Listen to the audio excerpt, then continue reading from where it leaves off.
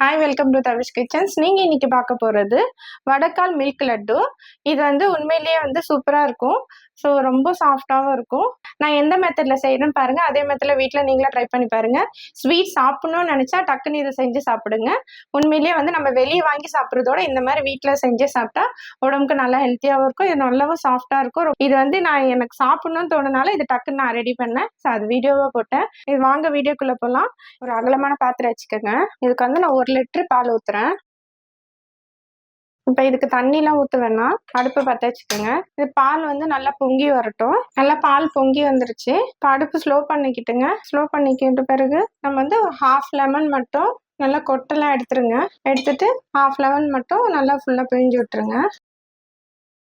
நல்லா மிக்ஸ் பண்ணிவிடுங்க. இது நல்லா வந்து திரிஞ்சு வரும். இந்த மாதிரி கொஞ்சம் நல்லா திரிஞ்சு வரும். இப்போ அடுப்பு ஸ்லோ பண்ணிக்கோங்க. ஸ்லோ பண்ணிவிட்டு இதை வந்து நம்ம ஒரு பாத்திரத்தில் மாற்றிக்கலாம். கொஞ்சமாக தண்ணி இருந்தால் கூட பரவாயில்ல. ரொம்ப அப்படியே ஃபில்டர் பண்ண வேண்டியதில்லை. லைட்டாக இந்த ஓரத்தில் கொஞ்சம் லைட்டாக ப்ரெஸ் பண்ணி விட்டிங்கன்னா இந்த அளவுக்கு இருந்தால் போதும். ஒரு பவுலில் மாற்றிக்கிறேன். இப்போ இதே பாத்திரத்தை வச்சுக்கோங்க. நம்ம இந்த ஃபில்டர் பண்ணி வச்சுருக்கோம்ல, அதை திருப்பி இதிலே போட்டுடலாம்.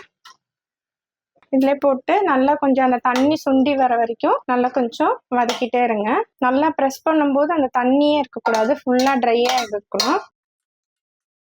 ஸ்லோ ஃப்ளேம்லேயே வச்சுட்டு அப்படியே ஃபுல்லாக வதக்கிட்டே இருங்க. இந்த அளவுக்கு நல்லா தண்ணி சுண்டிடுச்சு. இந்த அளவுக்கு உதிரியாக என்ன போதும். இப்போ அடுப்பு ஆஃப் பண்ணிக்கலாம். இது கொஞ்சம் நம்ம ஆற விட்டுக்கலாம். கொஞ்சம் ஃபேன் காற்றுல நம்ம ஆற வச்சுக்கலாம். நம்ம ஒரு பாத்திரத்தில் நான் மாற்றிட்டேன். இதுக்கு வந்து நம்ம சுகர் வந்து ஒரு 1/4 கப்பு போட்டுக்கலாம். கொஞ்சமாக ஏலக்காய் தூள்.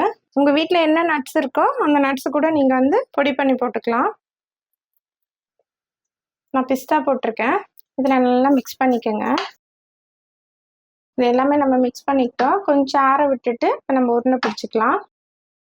இந்த மாதிரி உருண்டை பிடிச்சிக்கிட்டு நம்ம வச்சுக்கலாம். இதே மாதிரி எல்லா மாவும் நம்ம உருண்டை பிடிக்கலாம். வடக்கால் மில்க் லட்டு ரெடி. உண்மையிலேயே வந்து சூப்பராக வந்திருக்கு. ஸோ குழந்தைங்களும் விரும்பி சாப்பிட்ற மாதிரி நல்லா சாஃப்டாகவும் இருக்குது. இது வந்து ரொம்ப ஸ்வீட் இல்லாமல் ரொம்ப வந்து கம்மியாக இல்லாமல் நல்லா மீடியமாக இருக்கிற ஸ்வீட் தான். இது வந்து நினச்சா நம்ம வந்து ஒரு 5 நிமிஷத்தில் நம்ம செஞ்சு சாப்பிட்லாம். ஸ்வீட் சாப்பிட்ணுன்னு தோணுச்சுன்னா இந்த மாதிரி டக்குன்னு ரெடி பண்ணி நம்ம சாப்பிட்டுக்கலாம்.